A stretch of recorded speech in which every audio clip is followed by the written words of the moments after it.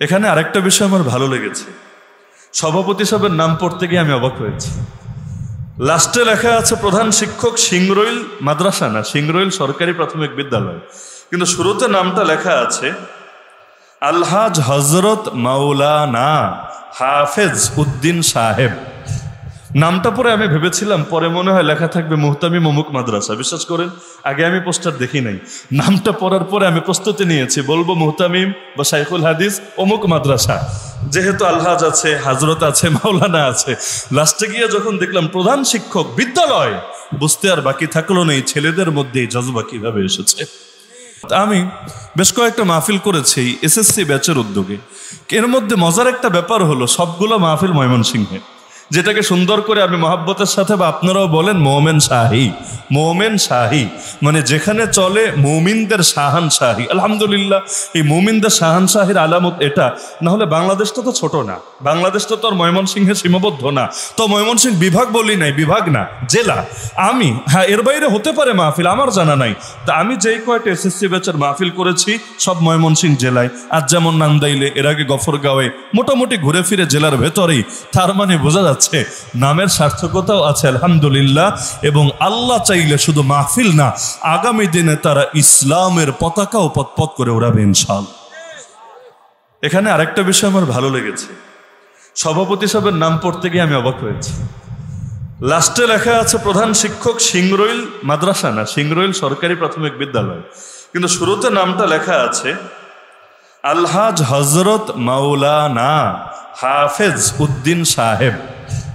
নামটা পরে আমি ভেবেছিলাম পরে মনে হয় লেখা থাকবে মুহতামিম অমুক মাদ্রাসা। বিশ্বাস করেন আগে আমি পোস্টার দেখি নাই, নামটা পড়ার পরে আমি প্রস্তুতি নিয়েছি বলবো মুহতামিম বা শাইখুল হাদিস অমুক মাদ্রাসা, যেহেতু আলহাজ আছে, হাজরত আছে, মাওলানা আছে।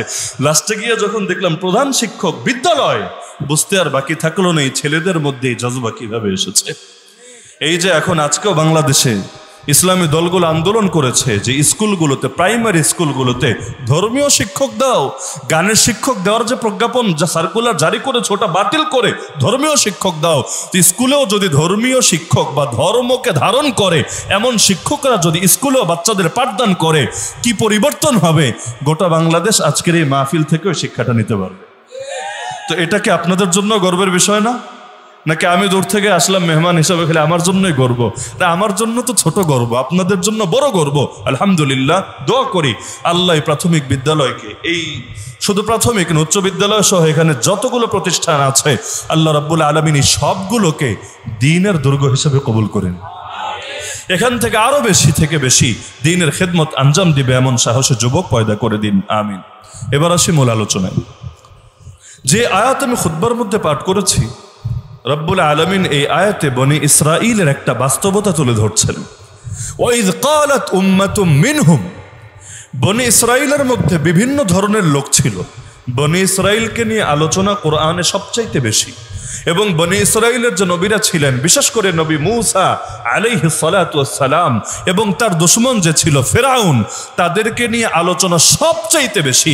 দুনিয়াতে এত নবী থাকতে নবী মূসার আলোচনা এত বেশি কেন?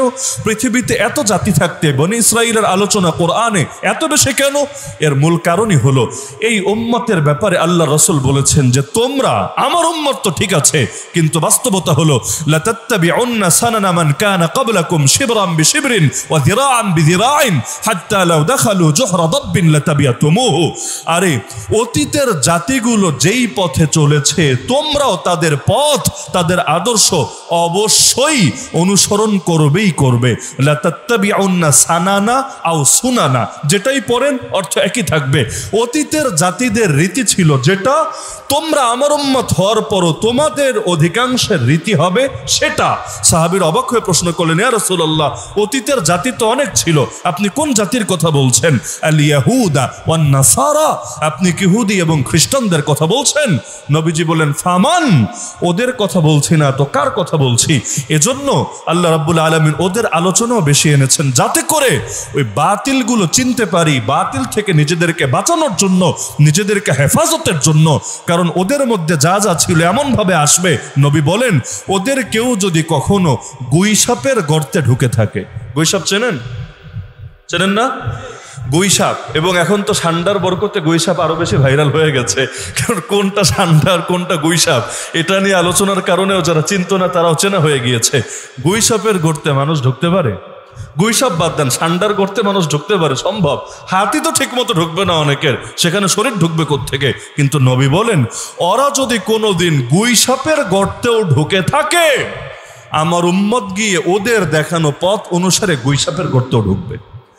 এমনকি অন্য বর্ণনায় আছে, ওদের কেউ যদি নিজের মায়ের সঙ্গে প্রকাশ্যে জিনা করে থাকে, হাত্তা লাউ আতা আহাদুহুম উম্মাহু আলানিয়া লাকানা ফি উম্মতি মান ইয়াফআলু যালিক, আমার উম্মতের মধ্যে এমন অপদার্থ তৈরি হবে যারা এই আকামটাও করে ছাড়বে, এটাও বাকি রাখবে না। আজকে দেখেন ওই ইহুদি খ্রিস্টানরা ওপারে বসে পৃথিবীর আরেক প্রান্তে বসে যা বানায়, এই দেশের মুসলমানরাও সেটাকে অন্ধের মতো গিলতে থাকে, আর ওদের আবর্জনা, ওদের মল, ওদের মূত্র এগুলো গিলতে পেরেও এটাকে আবে জমজমের মতো মধুর মনে করতে থাকে।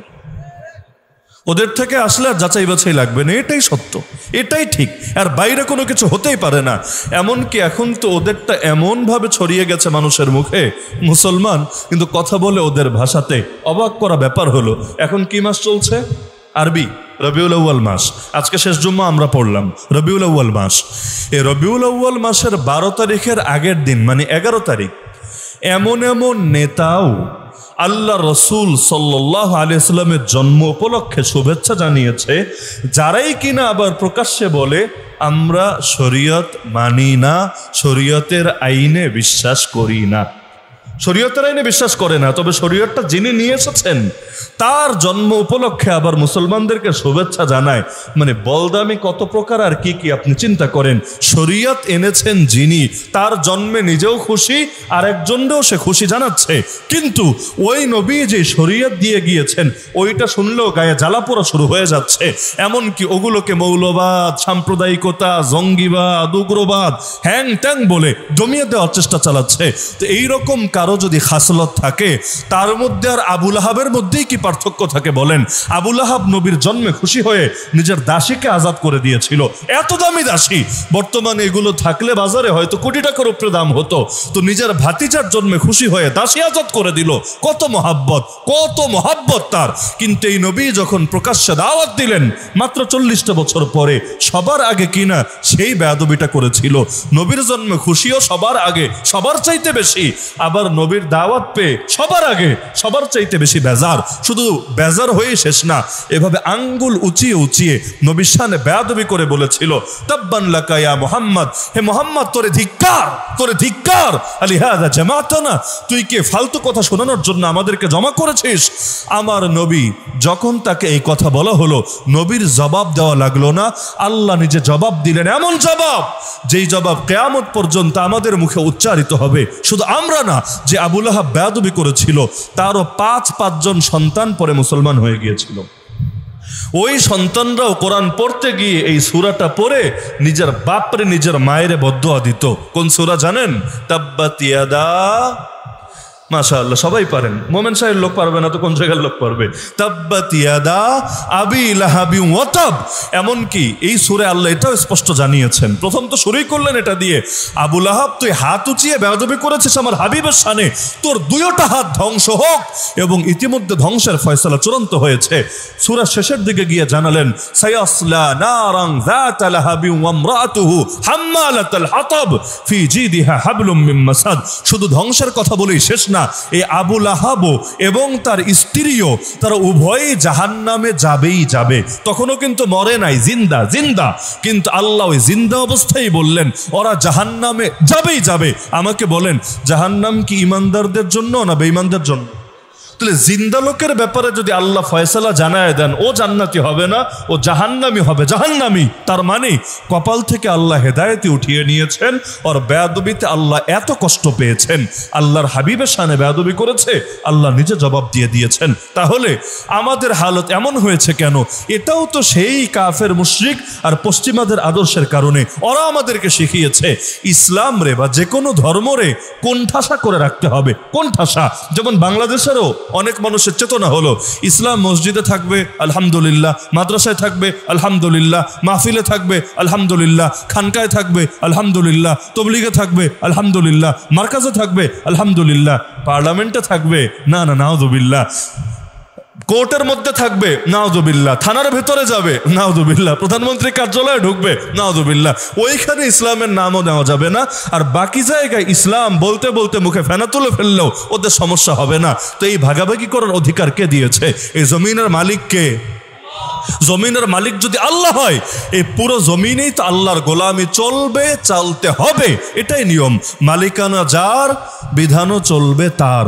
আলা লাহুল খালক ওয়াল আমর, কোরআন বলে দিচ্ছে জেনে রাখো, সৃষ্টিও তার, বিধানও তার। আরে আমরা যারা মালিক আছি, মালিক আমরা তো আসল মালিক না, নকল মালিক। আসল মালিক কে? এখন মনে করেন আমি একটা নিজের টাকায় জমি কিনলাম, বাড়ি করলাম, বাড়িটা ভাড়া দিলাম, তো আমি তো নিজের মালিক বলি বা বাড়িওয়ালা বলি, রূপকর্থেই বলি। এখন আমার বাড়িতে আমি ভাড়াটিয়া দিলাম, ভাড়াটিয়াকে বিভিন্ন নিয়ম করে দিলাম, থাকে অনেক নিয়ম, যেমন রাত 12টার পরে বাসায় আসা যাবে না, আসলে আগে আসতে হবে। ঢাকা শহরে নিয়ম আছে, ফ্ল্যাট বাসাগুলোয় কমন নিয়ম এটা, তো 12টার মধ্যে আসতে হবে, কারণ ভদ্রলোক 12টার পরে আসবে কোন দুঃখে, এখানে এগুলো চলবে না। আবার এইরকম 10টা 20টা মনে করেন নিয়ম আমি বানায় দিলাম। এখন ভাড়াটিয়া বলছে আমি এত নিয়ম টিয়ম মেনে থাকতে পারবো না, যখন মনে চায় আসবো, যখন মনে চায় যাব, যেভাবে ইচ্ছা সেভাবে চলবো। এই কথা যদি বলে বাড়িওয়ালাকে, বাড়িওয়ালা বলবে জি হুজুর, জি হুজুর, আপনি যেভাবে মনে চায় এভাবে করেন, এ কথা বলবে? নাকি বলবে ভাল লাগলে তুই আইন মাইনা থাক, না হলে তোর রাস্তা তুই দেখ? এটা বলবে না, কারণ এইবারে আমি কষ্ট করে বানিয়েছি, এখানে আমার কথা চলবে, তোর কথা এখানে চলবে না। তোর যদি তোর কথা চালাতে হয়, যেখানে মনে চায় সেখানে গিয়ে চালা। যারা বোর্ডিংয়ে থাকেন, হোস্টেলে থাকেন, প্রতিটা আবাসিক হোস্টেলে নিয়ম থাকে নাকি থাকে না? আরে হোস্টেল কেন, হোটেলের মধ্যেও তো নিয়ম থাকে। আপনি সেখানে থাকতে চাইলে ওই রুলস মেনেই থাকতে হবে। রুলস মানতে ভালো না লাগলে, বেশি স্বাধীনচেতা হলে ভাগেন, ফোটেন এখান থেকে, যেখানে মনে চায় সেখানে গিয়ে থাকেন। এখানে থাকলে আমার কথা মেনেই থাকতে হবে।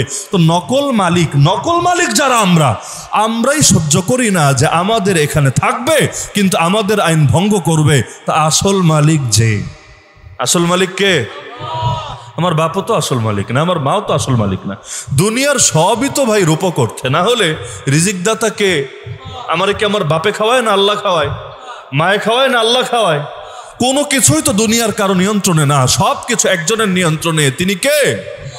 যার নিয়ন্ত্রণে সবকিছু। আরবিতে তাকে কাইয়ুম বলে, কাইয়ুম। এজন্য আয়াতুল কুরসির মধ্যেও আছে এটা, আল্লাহু লা ইলাহা ইল্লা হুয়াল হাইয়ুল কাইয়ুম। একজনই, তিনি হলেন আল্লাহ।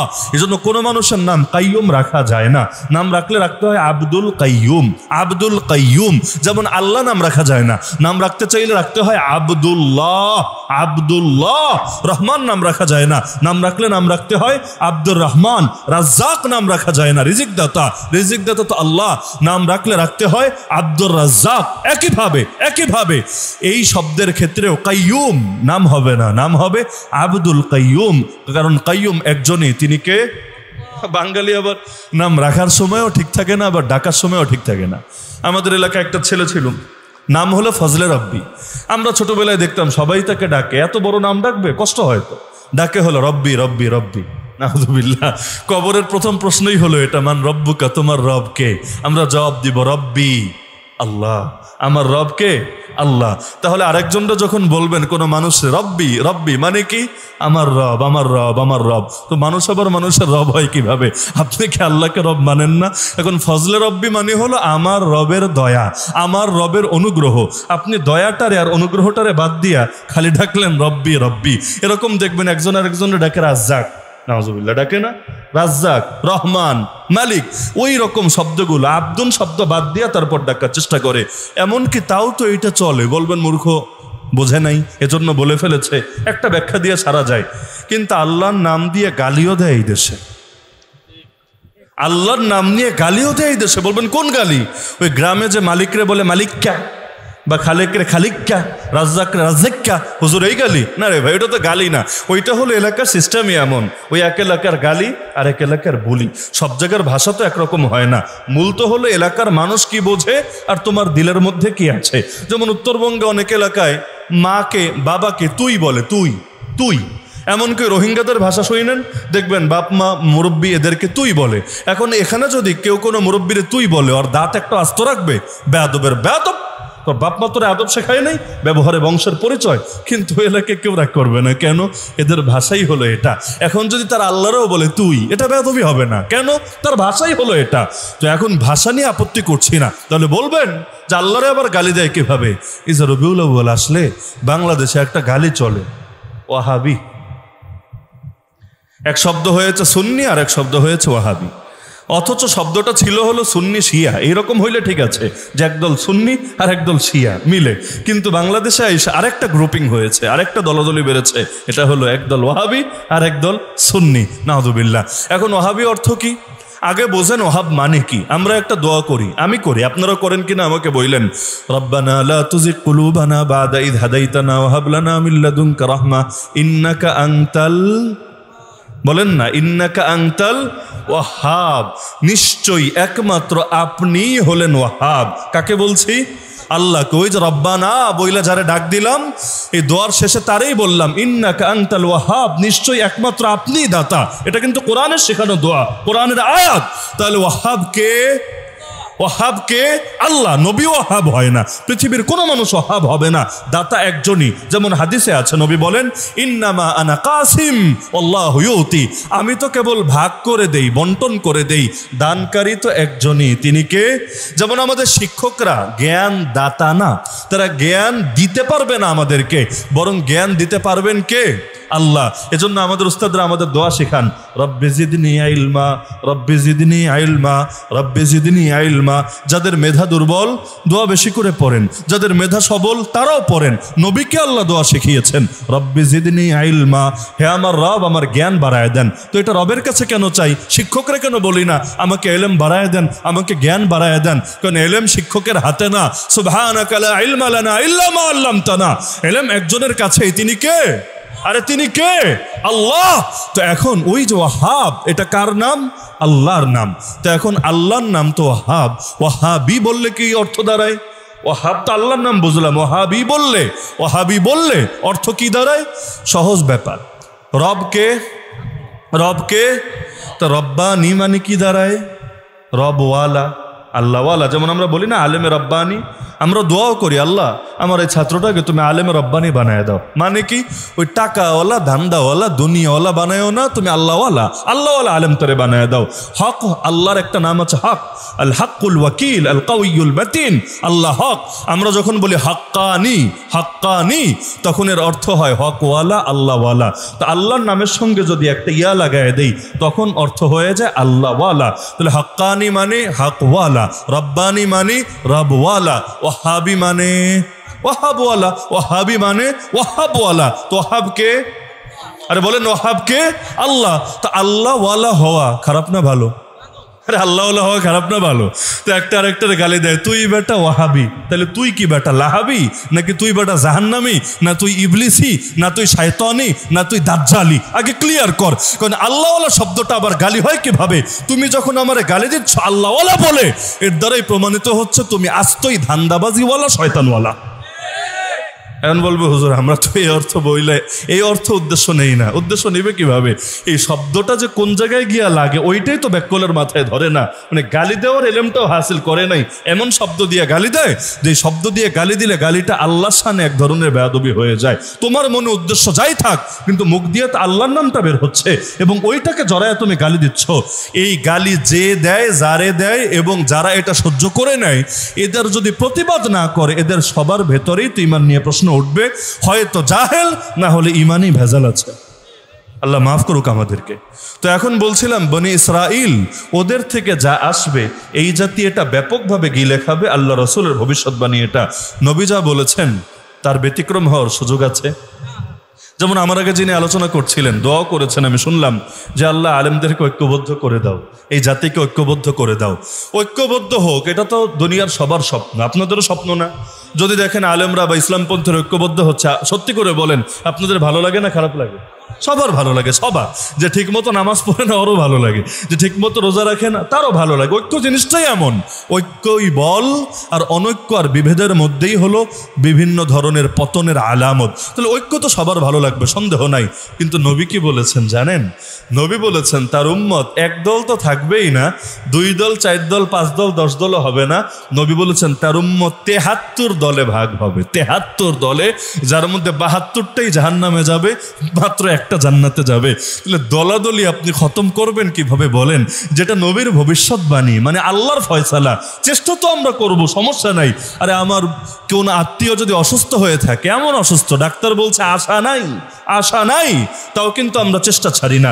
জমি বেচে হলেও চিকিৎসা করাতে থাকি, ঋণ করে হলেও চিকিৎসা করাতে থাকি। কেন? যদি বাইচা যায়, যদি আল্লাহর রহম হয়ে যায়। হয় না এমন? আরে হয় না এমন? তো চেষ্টার জায়গায় তো চেষ্টা করি, কিন্তু বাস্তবতাও মাথায় রাখা লাগবে। ঐক্যের চেষ্টা আমিও করছি, আপনিও করছেন, করতে থাকেন। কিন্তু বাস্তবতা, ইমাম মাহদি আসার আগে ঐক্য সম্ভব না, আসলে সম্ভব না, আসলে সম্ভব না। কারণ নবী যেটা ভবিষ্যৎবাণী করেছেন এর ব্যতিক্রম হওয়া কোশ্চিনকালেও সম্ভব না।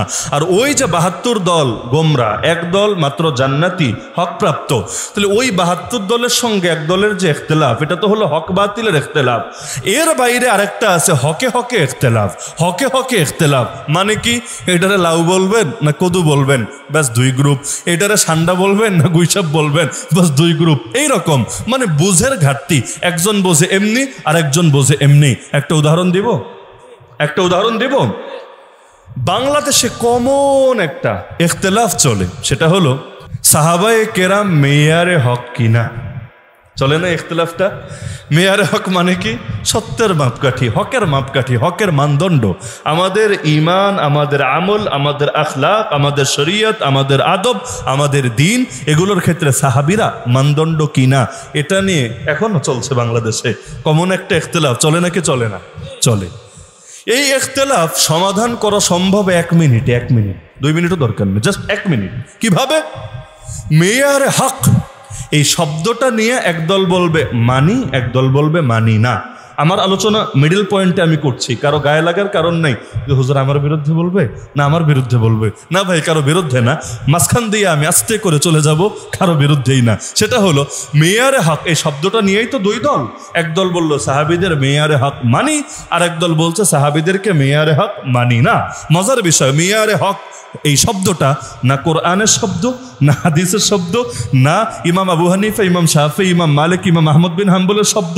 এই শব্দটাই এসেছে বহু পরে। কবেকার কলম থেকে সেই আলাপ আপাতত নাই বলি, না হলে আবার ওই যে মাছ দিয়ে চলে যেতে চেয়েছি, যাওয়া যাবে না, এদিক সেদিকে আবার ধাক্কা লাগবে। তো এখন মেয়ারে হক শব্দটা রাখেন, আমার শব্দটা শোনেন। সেটা হলো সাহাবায়ে কেরাম ঈমানের ক্ষেত্রে, আমলের ক্ষেত্রে, আখলাকের ক্ষেত্রে, দ্বীনের প্রতিটা ক্ষেত্রে আমাদের জন্য মডেল, আমাদের জন্য আদর্শ, আমাদের জন্য আইকন, আমাদের জন্য আইডল। মানেন কি না?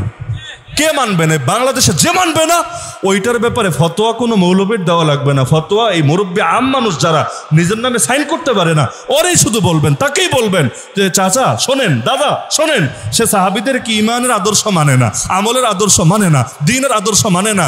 এবার ওরে কি করা উচিত আপনি খালি বলেন। বলবে আস্তে করে একটা চটকনা মারা উচিত কানপট্টি বরাবর। বলবে না এটা?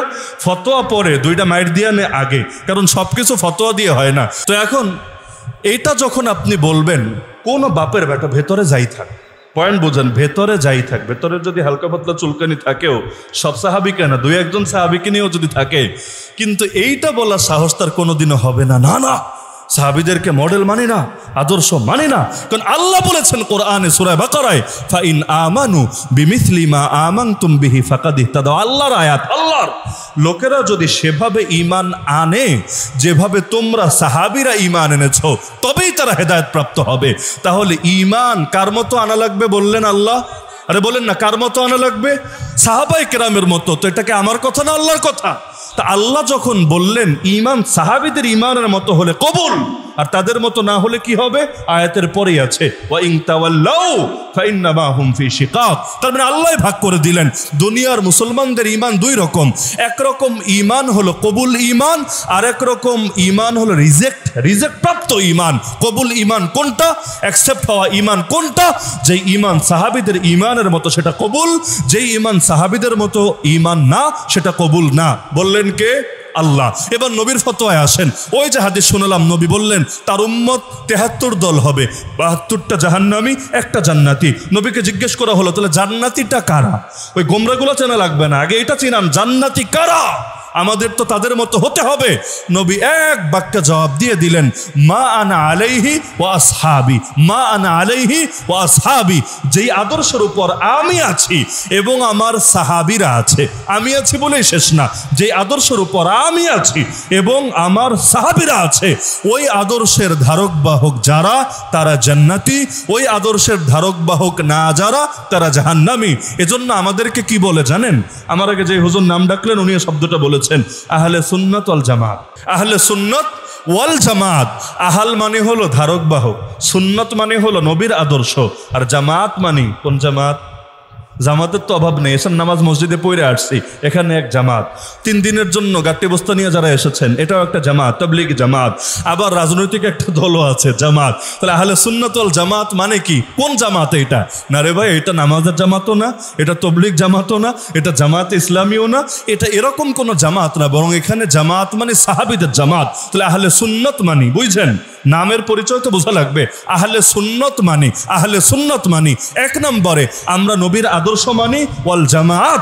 শুধু নবীর আদর্শ মেনেই শেষ না, সঙ্গে আমরা আরেকটা জামাতকে মানি। কাদের জামাত? আরে কাদের জামাত? আরে বলেন না কাদের জামাত? সাহাবীদের জামাত। তাহলে নবীরে মাইনেই শেষ না সাহাবীরাও মানি? বলবেন নবীরে মানলেই তো চলে, সাহাবী কেন মানা লাগে? সাহাবী মানা লাগে কারণ নবী মানতে বলেছেন তাদেরকে। এক হাদিস না, বলতে চাইলে রাত পার হবে তবুও হাদিস শেষ হবে না। যেমন এক হাদিসে আছে, নবী বলেন আমার পরে বেঁচে থাকলে তোমরা অনেক দলাদলি দেখবা, অনেক দলাদলি দেখবা। ওই সময় কি করবা জানো? যদি দলাদলি দেখো, আলাইকুম বিসুন্নতি ওয়া সুন্নাতিল খুলাফায়ে রাশিদিন আল মাহদিয়িন। দলাদলি দেখলেই এই দলের পেছনেও ছুইটো না, ওই দলের পেছনেও ছুইটো না। ওয়াল জামাত বলবেন কিভাবে? এখন বলবেন ভাই মেয়ারে হক শব্দটা একপাশে রাখো, শব্দ নিয়ে টেনশনের দরকার নেই। তুমি বলো যে তারা ইমানের মডেল, আমলের মডেল, আখলাকের মডেল, প্রতিটা জিনিসের ক্ষেত্রে মডেল, মানো কিনা? যদি বলে মানি না, মায়ের উপর কোনো ওষুধ নাই। যদি বলে মানি, বাস হয়ে গেল। এখন শব্দ নিয়ে তোমার এত চুলকানির দরকার নেই। কেউ যদি বলে রাইস খাই না, ভাত খাই, ফিশ খাই না, মাছ খাই, মিট খাই না, গোস্ত খাই, হ্যাঁ চলবে মাশাআল্লাহ। ইংলিশ খাও না বাংলা খাও, তো ঠিক আছে, খাইলেই হইল। এখন নাম কি দিলে এটা বিষয় না, বৃক্ষ তোমার নাম কি? বৃক্ষ তোমার নাম কি?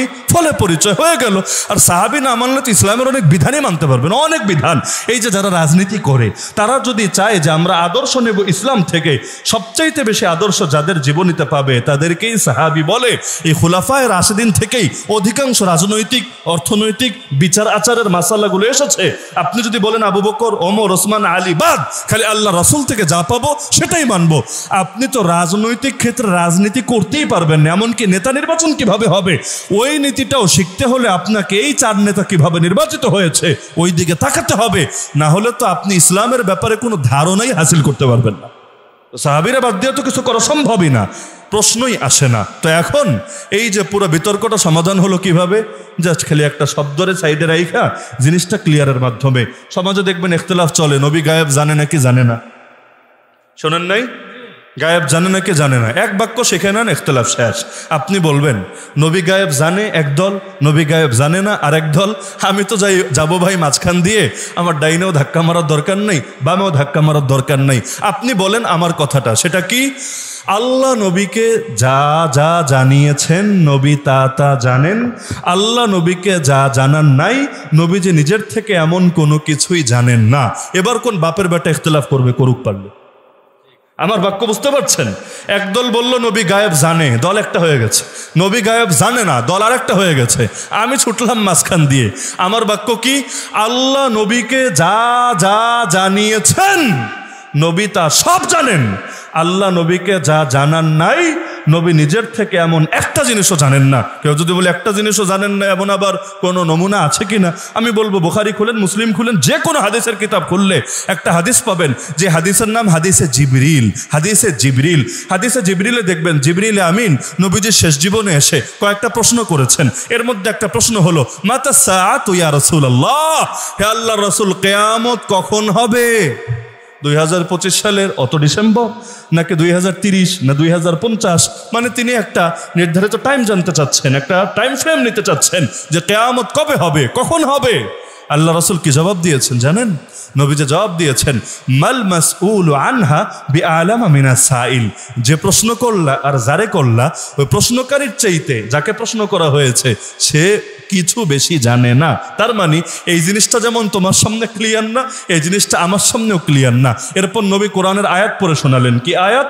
ইন্নাল্লাহা ইনদাহু ইলমুস সাআহ, নিশ্চয়ই একমাত্র আল্লাহর কাছেই রয়েছে কিয়ামতের ইলম। 5টা ইলম এমন যেটা জানেন একমাত্র আল্লাহ, আল্লাহ এটা অন্য কাউকে জানান না। ওই 5 ইলমের একটা ইলম হলো কিয়ামতের ইলম। এজন্য নবী এটা তো বলেছেন কিয়ামত শুক্রবারে হবে, সহি হাদিসে আছে কিয়ামত শুক্রবারে হবে। কেউ কেউ প্রচার করে কিয়ামত আশুরার দিনেও হবে, মানে শুক্রবারটা আশুরার দিনে থাকবে, তবে ওই হাদিসটা সহি না, ওই হাদিসটা সহি না। আশুরার বহু ফজিলত আছে, কিন্তু তাই বলে এটা এই অংশটা সহি না, কিন্তু শুক্রবারের অংশটা সহি হাদিস দ্বারা প্রমাণিত আছে। কিন্তু কোন বছরের শুক্রবার, কোন মাসের শুক্রবার, মাসের শুরুর শুক্রবার না শেষের শুক্রবার, আল্লাহ রাসূল কিচ্ছু বলেন নাই। কিন্তু জিবরিল বললেন আচ্ছা তারিখ না বলেন কিছু আলামত তো বলেন, তারিখ না বলেন কিছু আলামত তো বলেন। যেমন নির্বাচন কবে হবে তারিখ তারিখ বলে না। এমনি অনেকে আনঅফিসিয়াল বলে 12ই ফেব্রুয়ারি, এটা তো আনঅফিসিয়াল কথা। সরকার তো বলে না কবে হবে, কোন ফেব্রুয়ারির কয় তারিখ, এগুলো তো ক্লিয়ার ভাবে এখনো বলে না। কিন্তু পাবলিক কিভাবে দিন গোনে? পাবলিক নমুনা দেখার চেষ্টা করে, আলামত দেখার চেষ্টা করে। কিরে চারদিকের আলামত দেখে কি মনে হচ্ছে নৌকা কি নির্বাচনের দিকে আগাচ্ছে নাকি ভিন্ন কোনো দিকে ছোটার চেষ্টা করছে? এখনো দেখবেন মানুষ সন্দেহে আছে। কেন? কারণ পুরোপুরি আলামত ক্লিয়ার হচ্ছে না। মাঝে মাঝে মনে হয় মানে ডাউনলোডিং সুন, একদমই কয়দিনের মধ্যে মানে ডাউনলোড হয়ে যাবে, আপকামিং সুন নাকি এইরকম এক অবস্থা। আবার মাঝে মাঝে মনে হবে যেভাবে ষড়যন্ত্র শুরু হয়েছে ফেব্রুয়ারিতে তো হবে, তবে কোন বছরের ফেব্রুয়ারি আল্লাহ ভালো জানে, ঈদের পরে আন্দোলনের মতো। মাঝে মাঝে মানুষ সন্দেহ পড়ে, তা আলামত দেখেও কিছু বোঝা যায় না কি যায় না? তো নবীকে জিজ্ঞেস করলো তারিখ না বলেন অন্তত আলামত বলেন, যে আলামত দেখলে বুঝবো কিয়ামত কাছে না কিয়ামত দূরে। আল্লাহ রাসূল কিছু আলামত শুনিয়ে দিলেন। তার মানে তারিখ আল্লাহ তাকে জানান নাই, তাই তারিখ তিনি জানেন না। আলামত আল্লাহ তাকে জানিয়েছেন, তাই আলামত তিনি জানেন। তাহলে আমার কথা ক্লিয়ার, নবী গায়েব জানেন নাকি নবী গায়েব জানেন না? আমি জবাব দিব আল্লাহ নবীকে যা কিছু জানিয়েছেন নবী সব জানেন। আল্লাহ যা জানান নাই নবী নিজের থেকে এমন একটা জিনিসও জানেন না। কারণ আল্লাহর জ্ঞান নিজস্ব, নবীর জ্ঞান আল্লাহ প্রদত্ত। আল্লাহর জ্ঞান নিজস্ব, নবীর জ্ঞান আল্লাহর দান, আল্লাহ প্রদত্ত। আর আল্লাহর জ্ঞান অসীম, অসীম, কোনো সীমা নাই, কোনো পরিসীমা নাই, কোনো লিমিট নাই। আর নবীর জ্ঞান সসীম, এর অবশ্যই সীমা আছে। মাখলুকের সবকিছু সীমা থাকবে, কিন্তু আল্লাহর সীমা নাই। আল্লাহর কোনো গুণের সীমা নাই, আল্লাহর জাতের, আল্লাহর সিফাতের কোনো কিছু সীমা নাই। এখানে আল্লাহ এবং নবীর পার্থক্য। এখন কেউ নবীরে উঠাতে গিয়ে আল্লাহর সমান বানায় ফেলে, নাউযুবিল্লাহ। আবার কেউ নবীর শানে অমর্যাদা করে ফেলে। দুইটাই দরকার নাই, তৃতীয় এক পথে চলি না মাঝখান দিয়ে। ওই ইখতিলাফও খতম, এই ইখতিলাফও খতম। এভাবে ইখতিলাফ দূর করা যায় নাকি যায় না? তবে এটা আবার সবার পছন্দ হবে তা না, কারণ দলাদলি টিকে থাকুক এটাই অনেকের কামনা, কারণ এতে ব্যবসা ভালো হয়। বিশ্বাস হয় না? ওয়াহাবি বলে যদি গালি না দেওয়া যায়, যাকে তাকে নবীর দুশ্মন যদি আখ্যায়িত না করা যায়, কিছু লোকের পকেটে কোনো মালই ঢুকবে না। ওদের মাল কামানোর পুঁজি হলো মাশাআল্লাহ কার মুখে কত গালি। যদি কথা 100টা বলে এর মধ্যে 50টাই গালি থাকবে। তো বিপরীত মতের হুজুরদেরকে এবং সাধারণদেরকে যতক্ষণ জাহান্নামের টিকিট না ধরাবে ততক্ষণ তারা তো জিলাপিও ভাই হাতে দিবে না। ওই জিলাপি পাওয়ার আগেও জাহান্নামের টিকিট বেচতে হবে, কারণ দুনিয়াতে জান্নাত জাহান্নামের টিকিটের সাথে আবার অনেক কিছু সম্পৃক্ত আছে। বিগত দিনে দেখেছেন জান্নাতের টিকিট দিয়েছে, বিনিময়ে 1 প্যাকেট ডিম বিরিয়ানি পেয়েছে। দেখেন নাই আপনারা? তার মানে জান্নাতের টিকিটের দাম হলো এক প্যাকেট ডিম বিরিয়ানি। আমি চিন্তা করি যদি কাচ্চি বিরিয়ানি দিত, মাশাআল্লাহ, কথাই নাই। আর অনেক জায়গার কাচ্চি সেই স্বাদ, একবার খেলে মনে থাকে। ওই রকম কাচ্চি বিরিয়ানি যদি দিত, কিসের টিকিট যে ব্যস্ত আল্লাহ ভালো জানে। জান্নাতের উপরে আর কি আছে, হয়তো স্পেশাল কিছু বানায় হলেও টিকিট দিত। তাহলে জান্নাত জাহান্নামের টিকিট দেওয়ার সাথেও কিছু লোকের ব্যবসা সম্পর্ক আছে। তারা যা কিছুই করুক, এটা তার ঠিক রেখেই চলা লাগবে। বাংলাদেশে বিনা পুঁজির ব্যবসাগুলো ভালোই চলে, কিচ্ছু নাই। মাজার একটা খুলে বসবেন, 1 টাকাও ইনভেস্ট নাই, মানুষ এসে দিতেই থাকবে, দিতেই থাকবে, দিতেই থাকবে। কেউ যদি প্রতিবাদ করতে যায়, প্রথম আলো আছে, ডেইলি স্টার আছে, বিবিসি আছে, আর 14 গোষ্ঠী উদ্ধার করে ছাড়বে। দেখেন নাই কুমিল্লায় এক জায়গায় মাজার থেকে এক পীরের নাতি, নাউযুবিল্লাহ, ওই পীরটাও কেমন আর নাতিটাও কেমন, সোশ্যাল মিডিয়ায় নবীকে গালি দিয়েছে। তো নবীরা গালি দিলে আপনি বসে বসে কি চুইংগাম খেতেন? আরে চুইংগাম খেতেন নাকি? ওই ময়মনসিংহে হলে তো ওরে ওই জায়গায় একেবারে বানায় শেষ করে ফেলতো। তো ওইখানে তাও যা করেছে সেটা আপনারা পত্রপত্রিকায় দেখেছেন। এখন সে যে নবীরা গালি দিয়েছে, দেখবেন এটা আড়াল হয়ে গিয়েছে। দেখ দেখ, তাওহীদি জনতা মাজারে হামলা চালিয়েছে, আল্লাহর ওলির দরগায় হামলা চালিয়েছে, ছি ছি ছি, কি কাজটা করে ফেলেছে। এখন ব্যাস সবাই চলে গিয়েছে এ তাওহীদি জনতার বিরুদ্ধে। নবীরে গালি দিয়েও সে নিষ্পাপ, কেন? তার নামের সাথে মাজারের ব্যবসা জড়িত আছে। আর প্রতিবাদকারীরা প্রতিবাদ করেছে, এখনো তোরা জাহান্নামে পৌঁছায় নাই, আসল কামটা তো বাকি রেখেছে। কারণ নবীরে গালি দিলে তো সাজা একটাই, নবীরে গালি দিলে কেউ সাজা তার একটাই, গোস্তাখে রাসূল কি এক হি সাজা, সরতন সে জুদা, সরতন সে জুদা। ইসলামের রাষ্ট্র যদি কায়েম হয়, তাহলে ইসলামী বিচারকের 1 নম্বর দায়িত্বই তো থাকবে আল্লাহ এবং তার নবীর ইজ্জতকে হেফাজত করা। কারণ আল্লাহ এবং তার নবীর ইজ্জতকে হেফাজত না করতে পারলে কি হবে এত কিছু দিয়ে? এমনকি পৃথিবীর বুকে এত মুসলমান বেঁচে থাকারই বা কি দাম থাকবে? মা বাকাউল উম্মতি বাদা শাতমি নবিহা। ইমাম মালিক বলেছিলেন, নবীরা যদি গালি দেয়, উম্মতের বেঁচে থাকার কি অর্থ হয়? তাহলে তো কমই করেছে, কমই, আসলেই কম করেছে। নবীর যুগের চাইতেও বেশি কিছু হয়েছে। এমনকি অনেক সাহাবী নিজের হাতে আইন তুলে নিয়েছে, নিজের হাতে। বলবেন হুজুর নিজের হাতে আইন তুলে নিয়েছে, আপনি আবার এটাকে প্রমোট দিচ্ছেন? তো যেটা হাদিসে আছে আমি কি ডিলিট করে দিব নাকি? যেটা হাদিসে আছে আমি কি বাদ দিয়ে দিব নাকি? কত ঘটনা লাগবে আপনার?